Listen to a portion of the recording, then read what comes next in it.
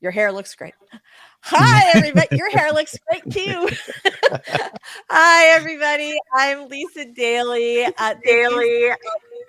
Thank you so much for being here. Michelle, I think you might have an echo. Somebody does.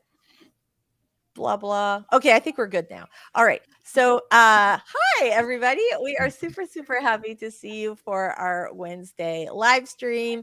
We have some really great questions that we're going to be talking about today. But first, I want to do some intros. We're going to be doing some sprints. We're going to be riding like the wind today.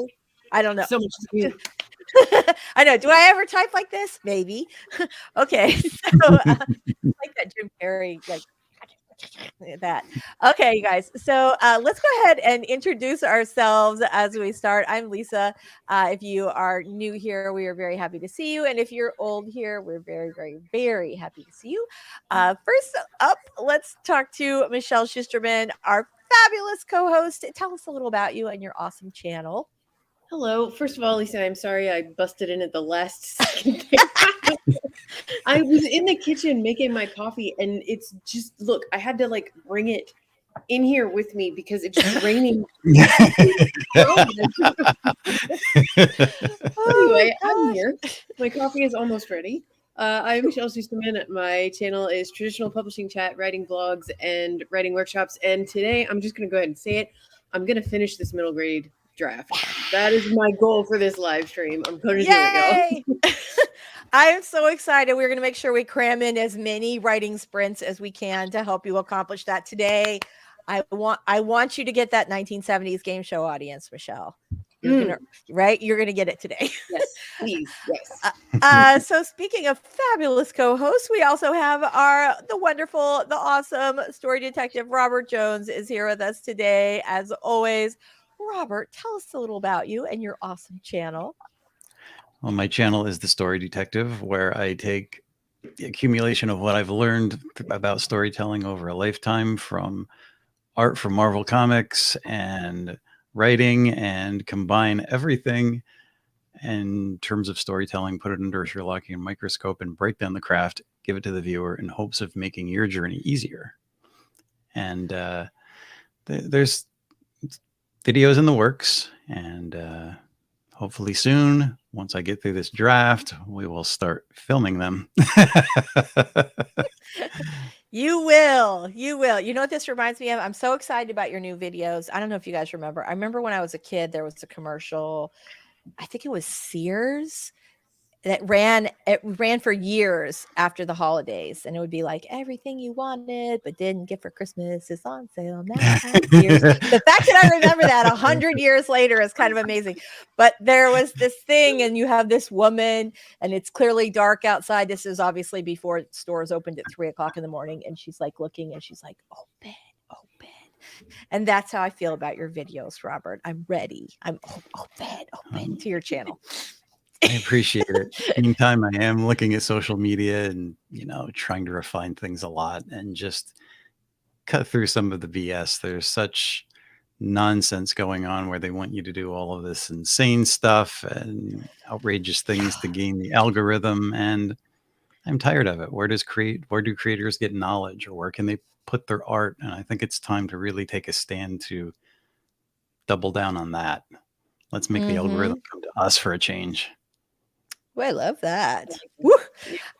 Vic, let's say hello to our friends in the chat. I do love that. I think that's awesome. Vixen is here. Hello. We are super glad to see you today.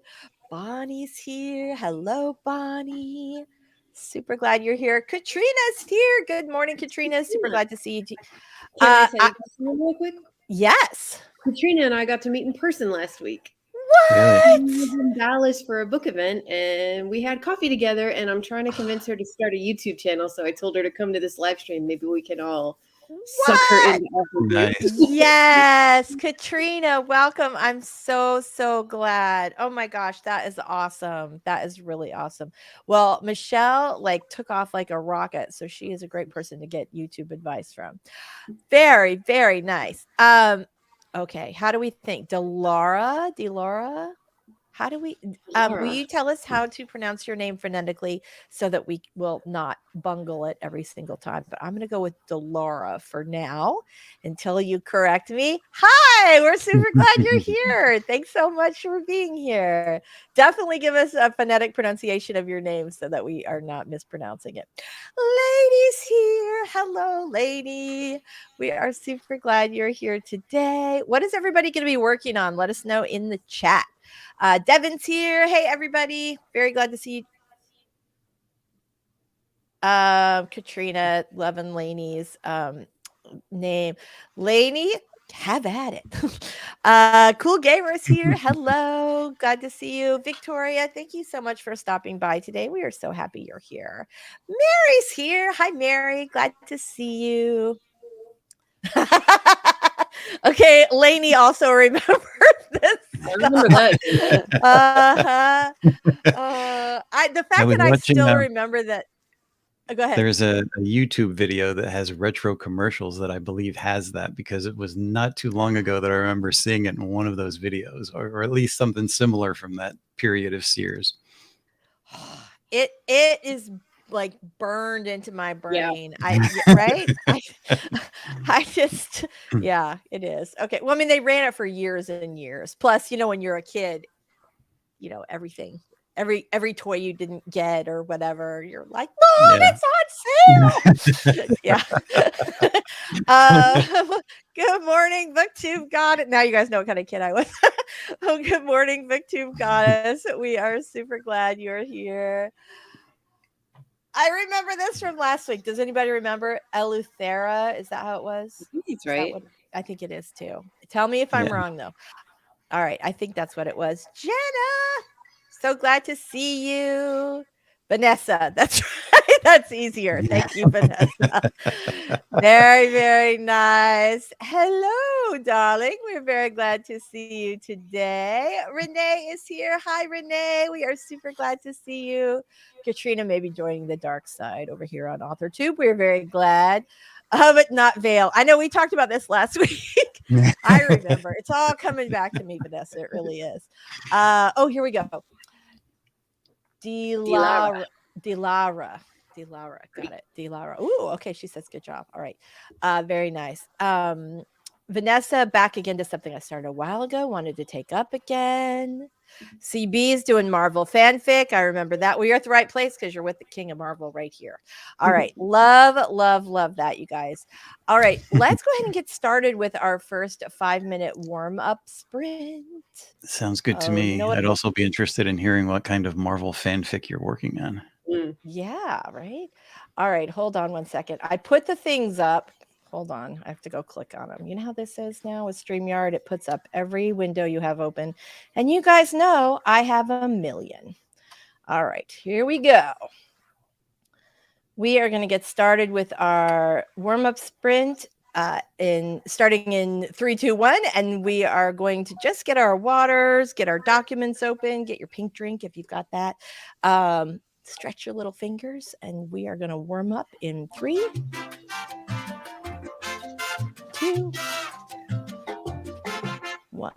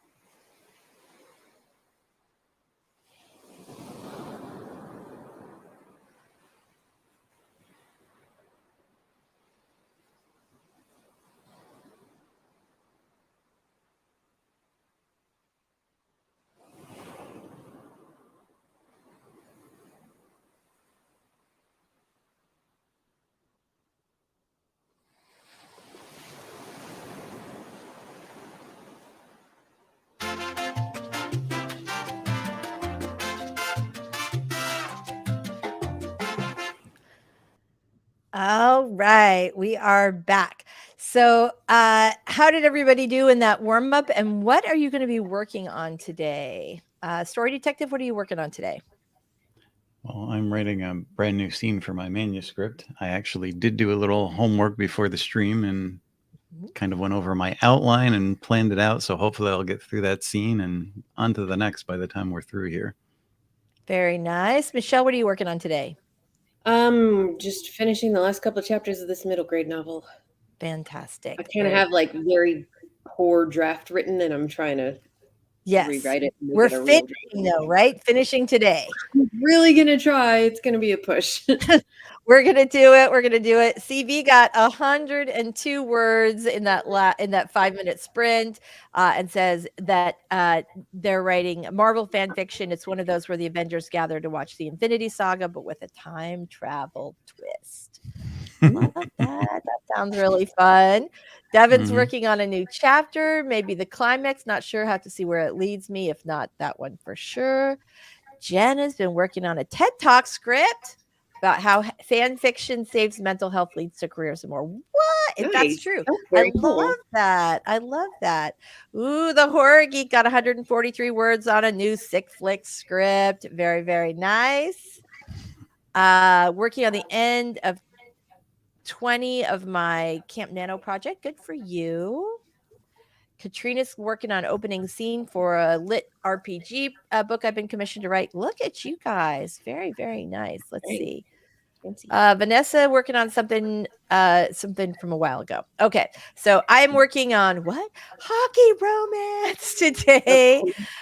I am excited. I'm very excited.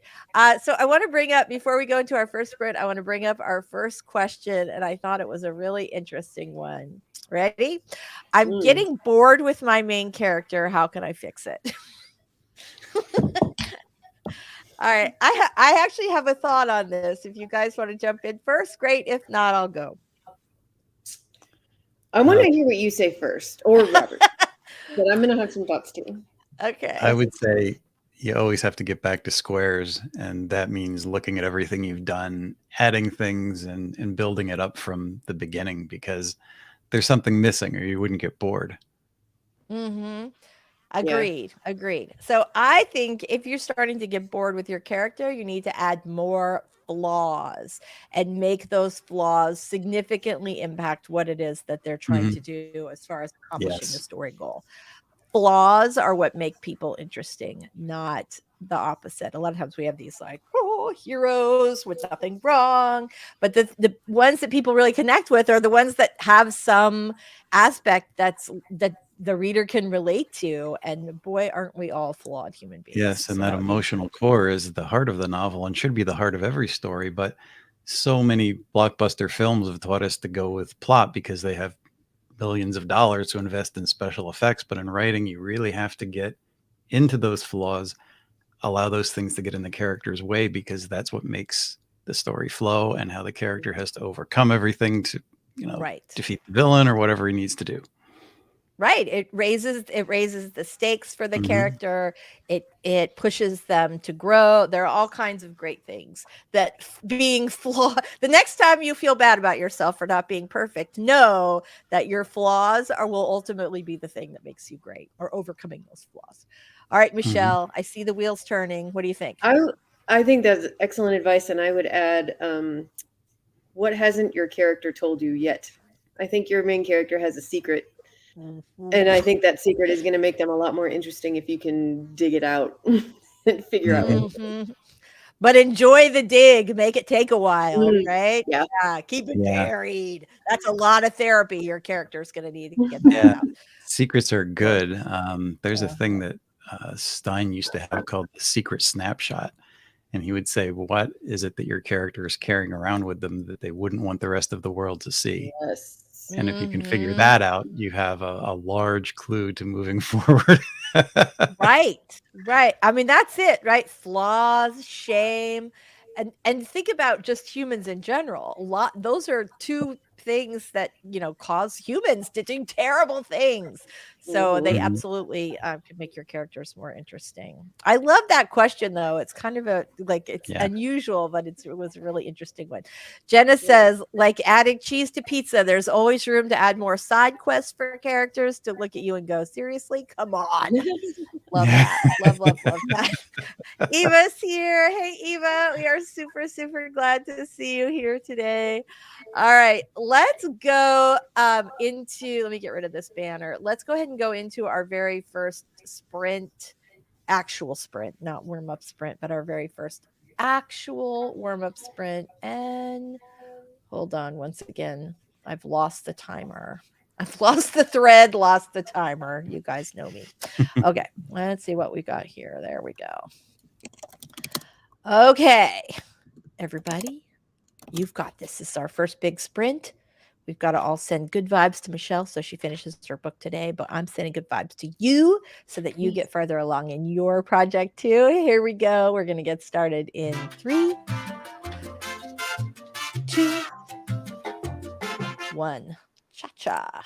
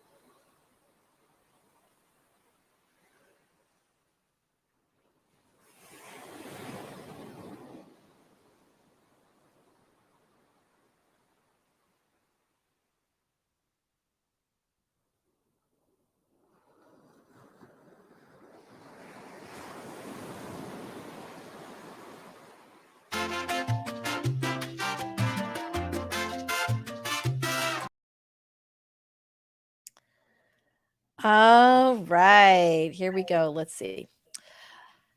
So, how was your? Oh, I think I've got Michelle. There you go.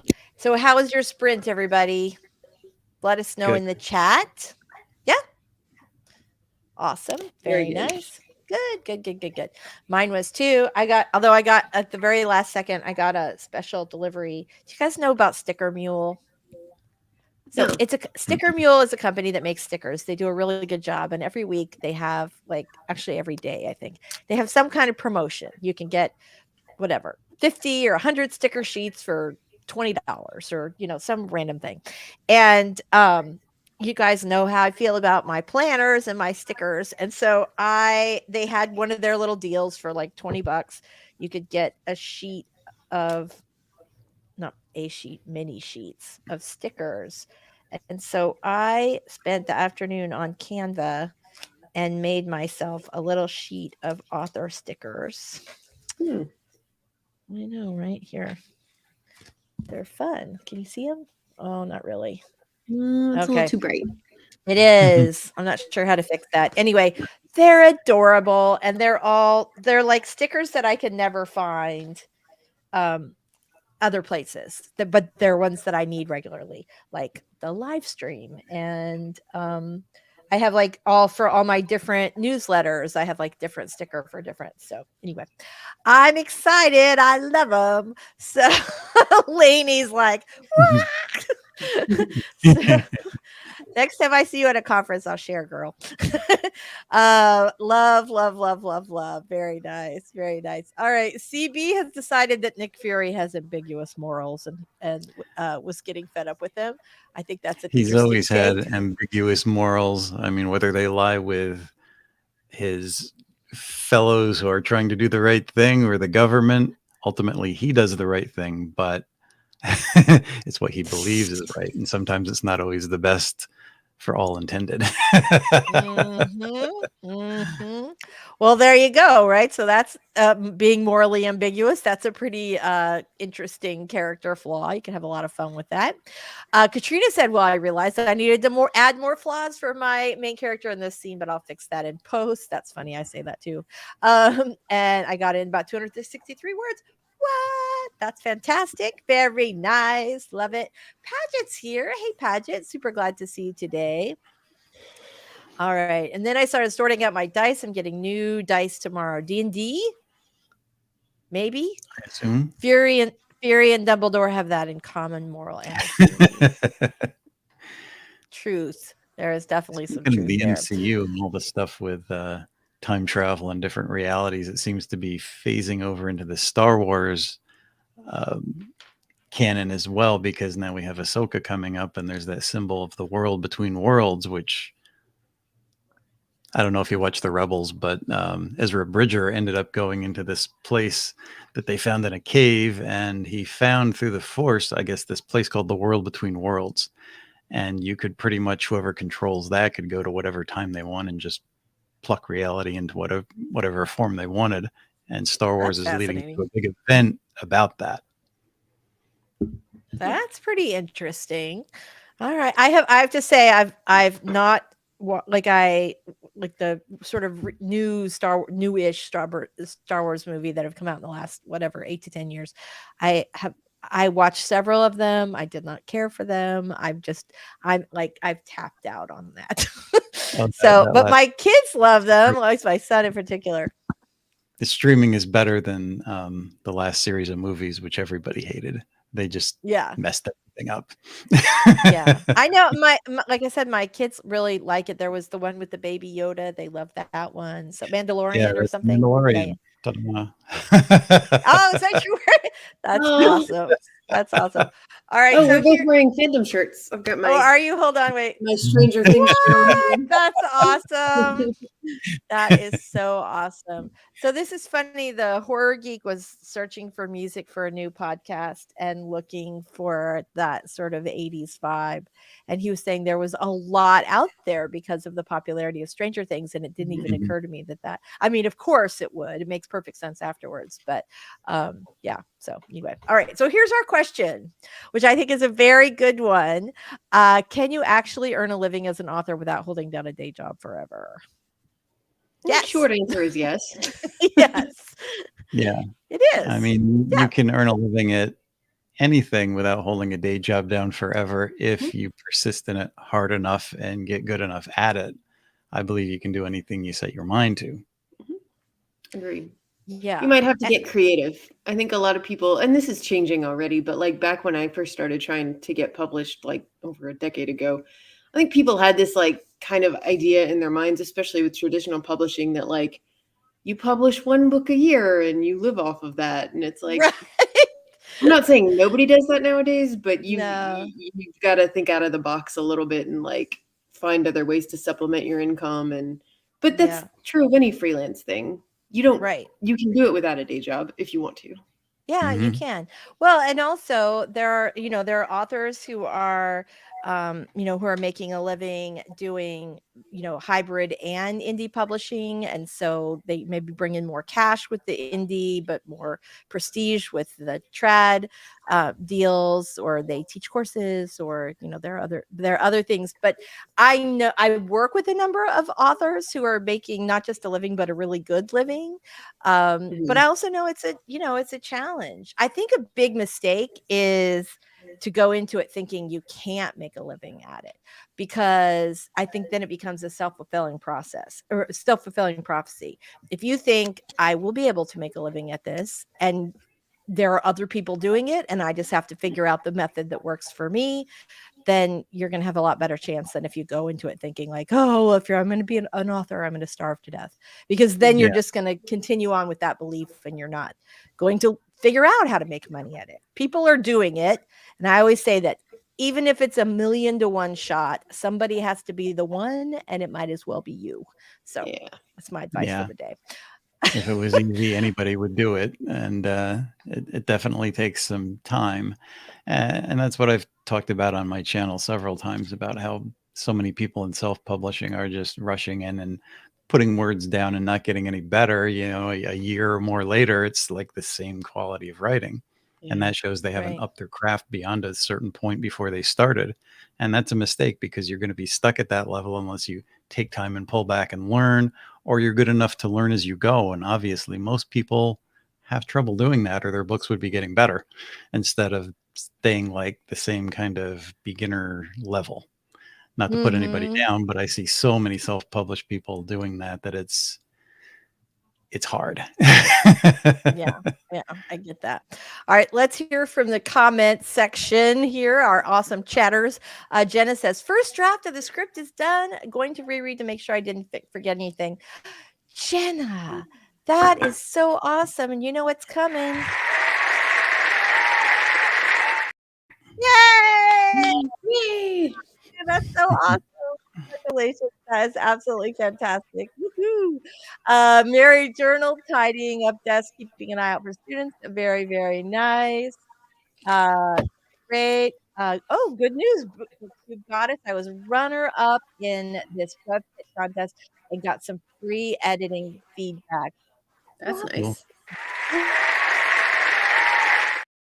It's awesome. We are super proud of you, Booktube Goddess. Very, very nice.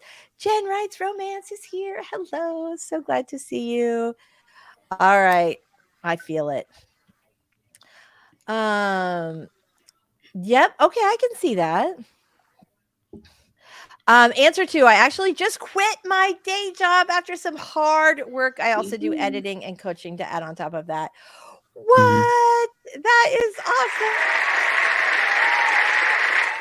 Our audience is getting a workout today. That is absolutely fantastic. Love, love, love, love, love. Jenna says, I think that can't or lack mindset is what pushed so many of us into day jobs that aren't as fulfilling as the writing we do.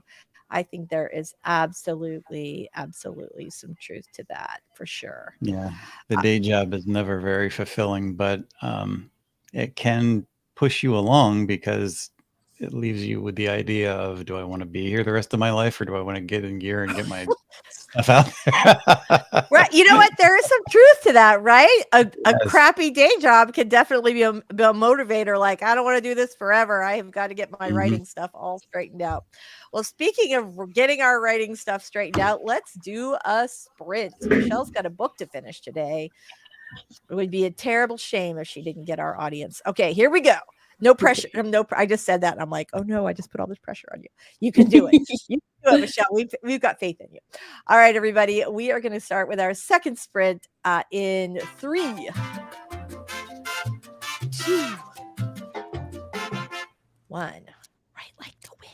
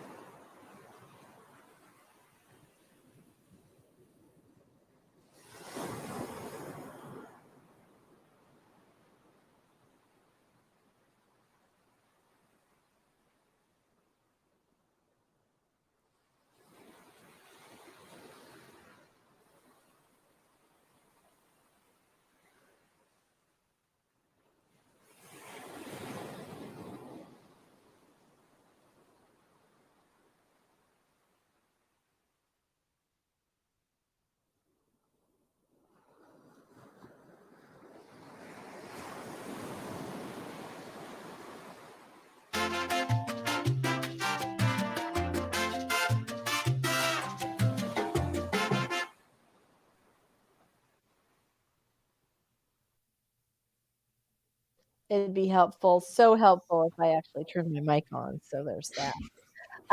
Yeah. Okay. How did everybody do on that last sprint? Getting there. That's good. How about you, Robert? That doesn't sound great. No, I did good. Okay, I also did good. All right, let's see what we've got. We've got Lainey says, I'm enjoying the story of Michelle's eyebrows fell while she was right.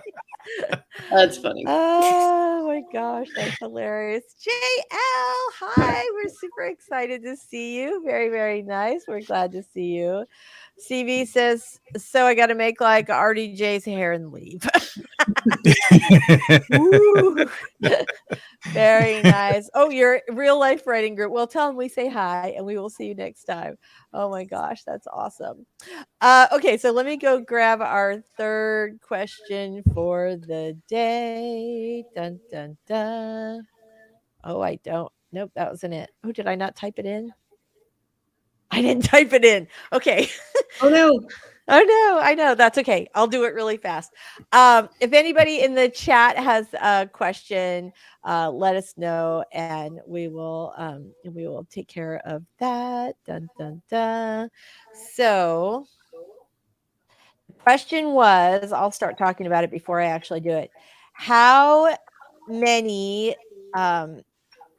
small, they said small characters, but I think they mean minor characters. How many minor characters should a novel have? Oh man, that's a huge, it depends. It is, right? It really is. So that is our question. Oops, I just tried to scroll it against the bottom. Oops, show up. There we go.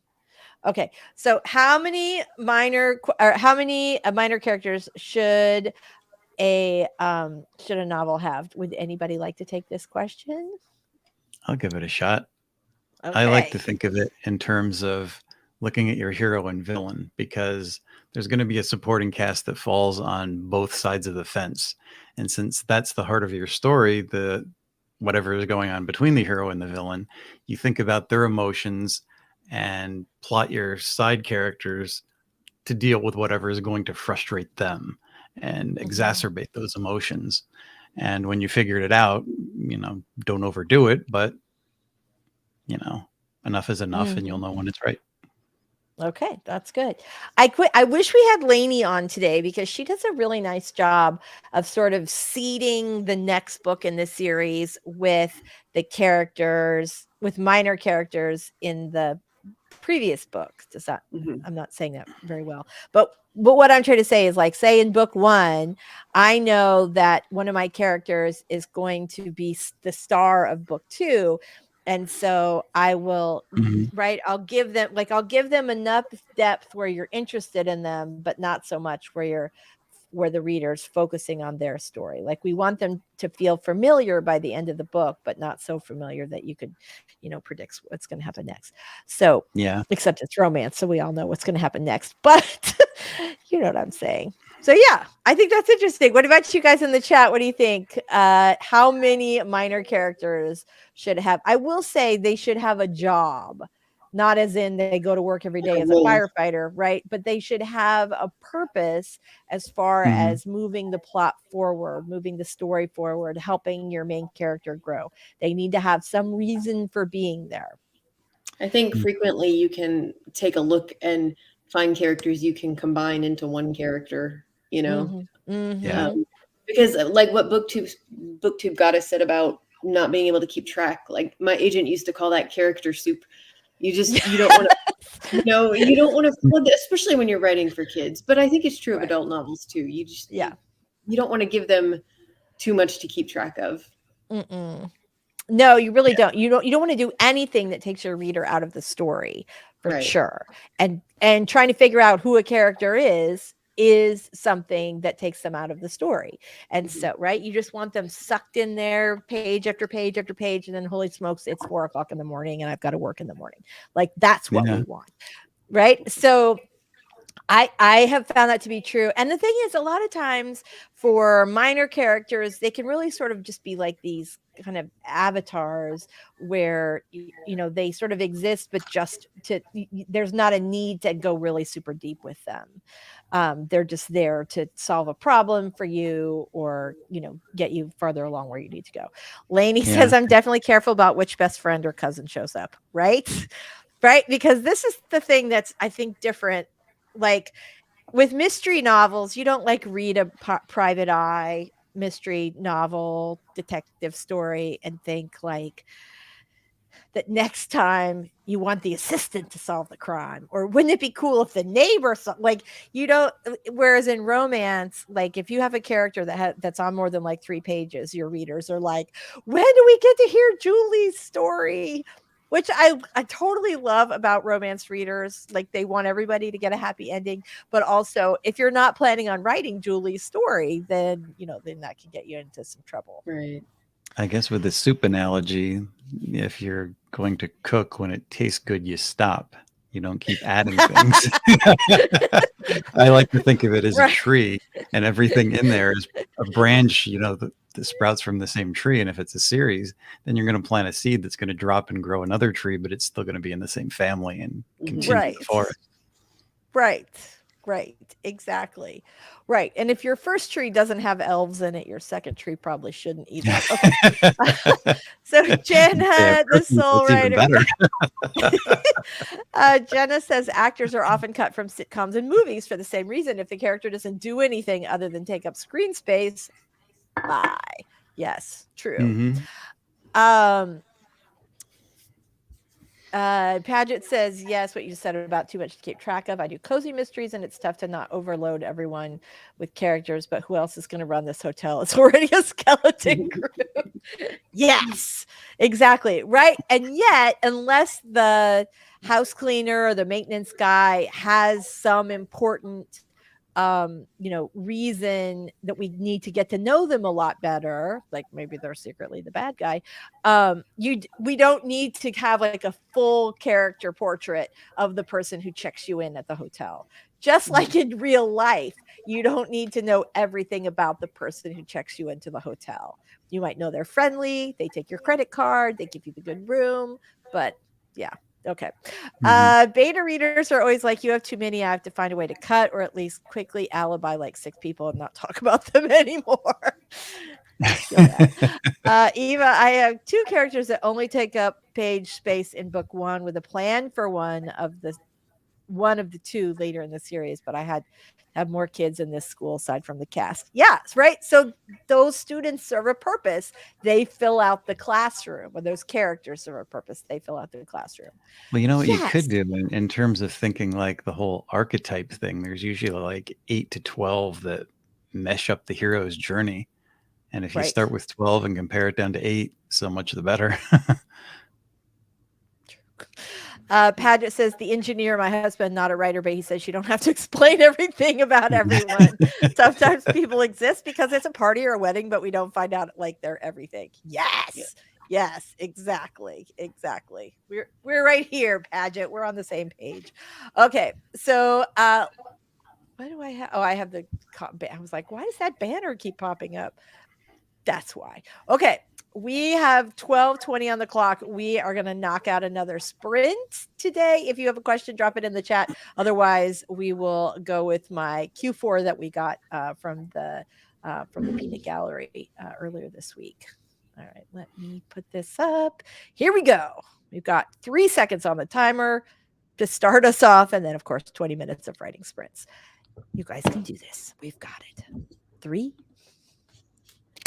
2, 1. I started it and did not put it on screen. Let's try that again. 3, 2, 1, go.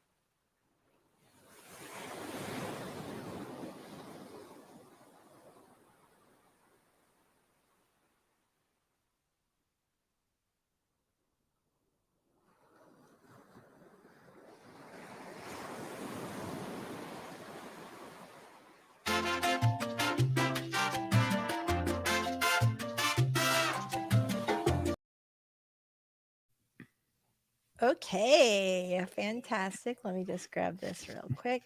So our last question. Well, first of all, before I start rambling on, how did everybody do in that last one? Almost Yeah. finished with the scene.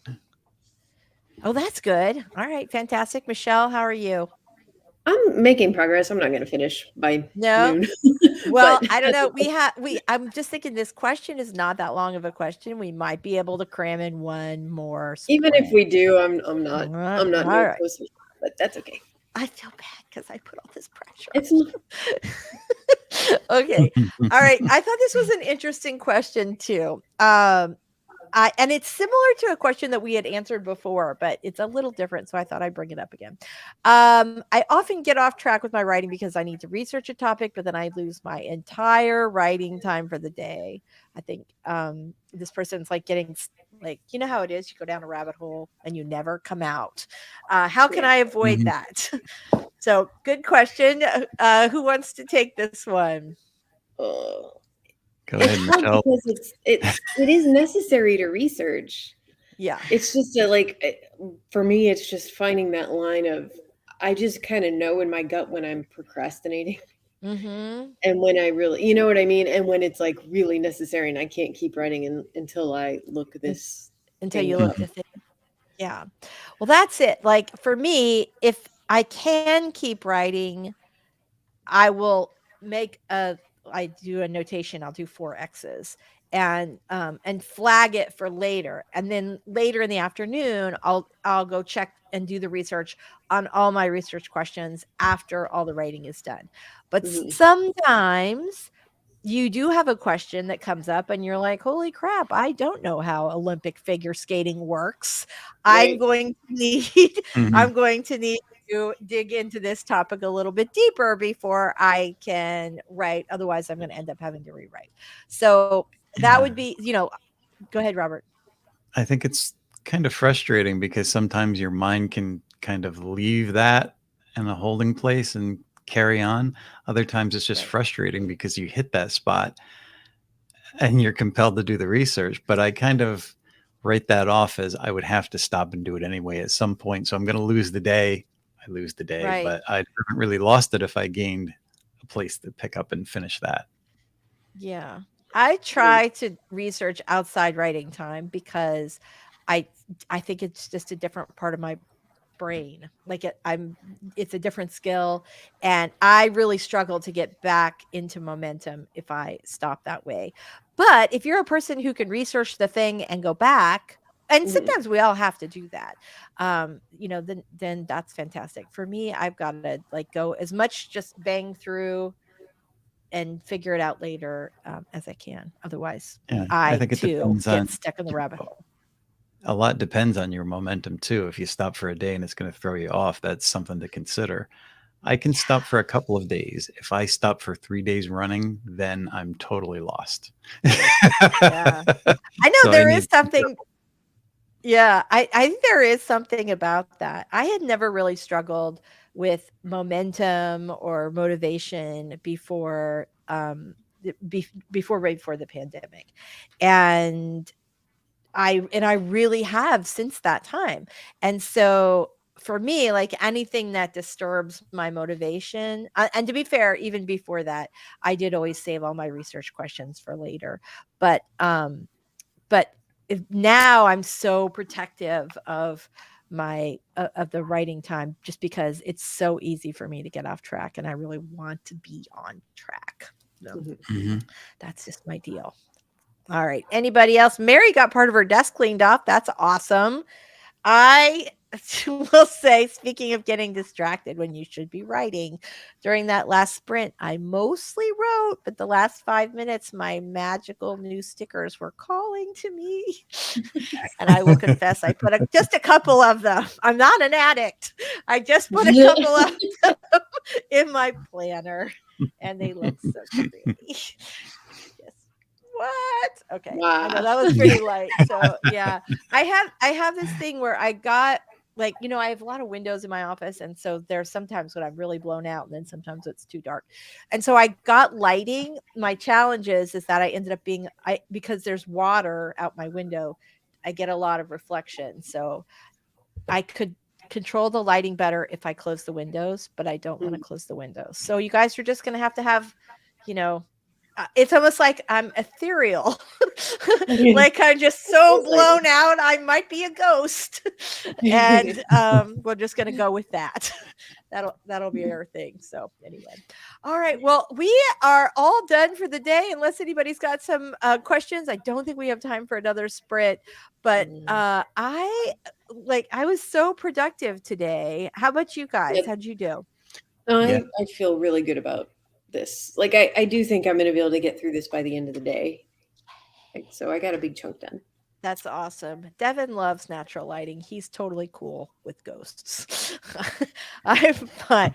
Paget says, oh, this is good. Paget says about the research rabbit hole issue.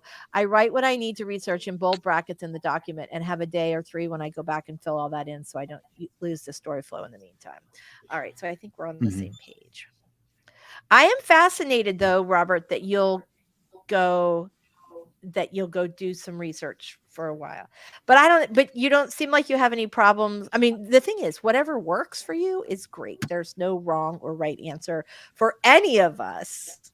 So if Robert's thing of, you know, going ahead and researching right now is what works for you, then totally do that. Or if you're easily distractible like me, then maybe you want to go with Paget and I, you know, like keeping us on track. So anyway, I've been keeping my chalkboard planner and writing down everything that I do every day so that I can actually see the progress. If I skip a day and I can fill in research, I don't feel bad about it. But if I skip a day and there's no writing and no research, then I'll feel guilty. There is something. Okay, so it's interesting that you say that, because I think that there is something so magical about seeing your progress, which is one reason why it's good to keep track of and write down your word count every day. Because if you can see that go up, it it can be super motivating. I have the same. So I use FreshBooks for my client billing, and I love it because on the homepage there's like a little green mountain of money that shows you how much you've made since the beginning of the year, and it's so motivating. And I find the same thing is true with writing. So to have, oh my gosh, a money chart with your word count, right? So you could just have and the great thing is it's just a giant mountain that goes up, never coming down.